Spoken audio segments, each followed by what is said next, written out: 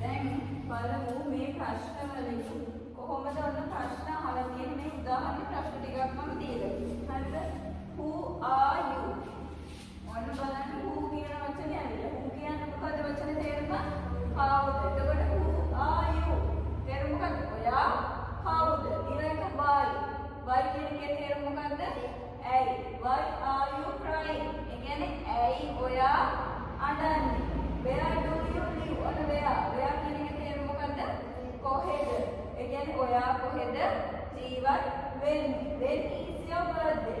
when කියන්නේ කවදද? birthday කියන්නේ උපන්දින. එතකොට මොකද මේ ප්‍රශ්නේ අහන්නේ? ඔයාගේ උපන්දිනේ කවදද?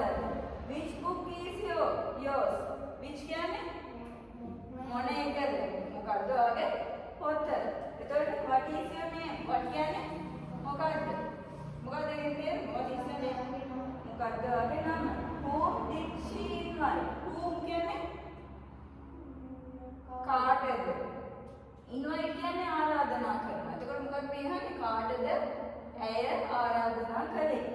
whose bag is this? whose කියන්නේ කාගේද? එතකොට මොකක්ද අහන්නේ? කාගේ බෑග් එකද මේ? තේරුණාද?